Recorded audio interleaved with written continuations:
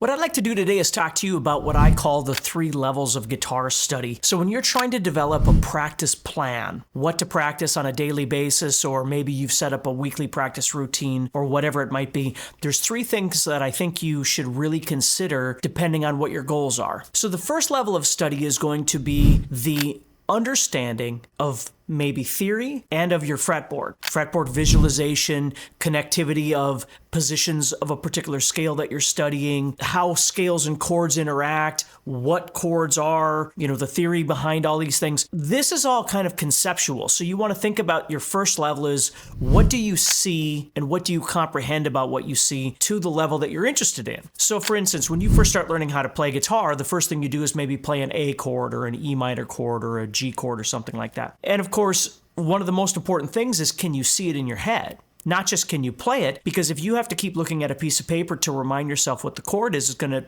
take far longer than it should, and it's going to be very difficult for you to be able to play songs. So we've got to be able to absorb the concept in our brain. We've got to be able to see that G chord in our mind, visualize it in our brain. Where do our fingers go? What strings, what frets, all that kind of stuff. So that's step number 1. Step number 2 is being able to visualize a grouping of things. Maybe you're learning how to play a song and the song moves from G to C to F to D minor or something like that. You've got to be able to visualize all of these chords independently and then be able to see them collectively as a group that we would call maybe a verse or a chorus or something like that. So the visualization and comprehension, what I love about this first level is that this is stuff that you can practice when your guitar isn't necessarily with you. You might be, doing something else and you're studying, or you might not even be home. You might be on the road or at a job or in school or something like that, and you've got some extra time and you want to work on things. So for me, this first level is really important because when I'm playing with, various bands or in church or whatever it might be, everything always starts with listening and then analyzing what it is that I'm going to be doing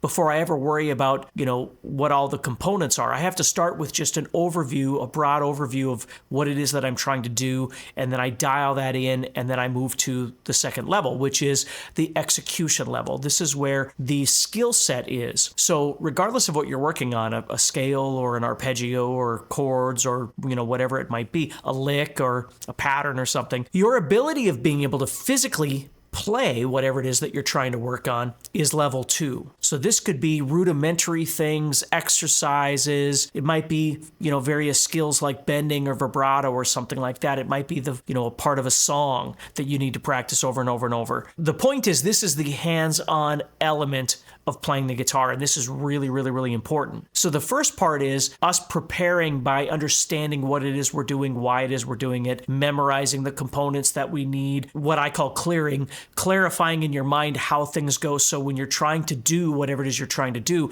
it's not fuzzy in your brain, like, I don't really see this, or I don't see how those things connect together. Well, that's taken care of in that first level of study, thought, comprehension, memorization, all those things. Level 2 is the execution of these things. So this is crucial. This is what most people start with is level 1, or level 2, with the practice, which is perfectly fine. You can do whatever you need to do with reorganizing these levels, but it's understanding that this is the level where you're going to have to spend some quality time developing the things that you need in your playing. Maybe you've got some strength issues with particular fingers, or synchronicity between the 2 hands, or a song that you're learning how to play, but it's a little bit too fast for you, or you struggle with bar chords, or it could be a million different things. That's where the development of these things happen on a physical level. Level 3 is the creative level, okay? And this is where some people probably exist here more than other people, and not offensively or anything like that, just the reality of it. If you play a lot of cover songs and, maybe you don't have to use the creative element as much. Everybody uses it, right? But there's a difference between someone who's playing somebody else's songs, and yes, you're going to add your own dynamics or whatever in there, and that would certainly be a creative element. But let's say you're trying to learn how to improvise over various styles of music. So now you're trying to think about not only which scale or scales or approaches you're going to be taking, and you've already worked on the navigation of these sorts of things. Now you're trying to figure out how to make them sound more musical, more creative, through your phrasing, through your dynamics, through your note choices. How much, how little, how loud, how soft, all of those kinds of things. That's what's happening in the creative space. So depending on what your needs are, what you need to think about are these 3 levels and how that can best serve what it is that you're trying to accomplish. Here at the Guitar Zoom Academy, our job is to figure out that for you, help you along the way when you discover new things and you go, oh, that's a really great thing. I didn't even know that was, I didn't know that existed, or I didn't understand how this thing worked.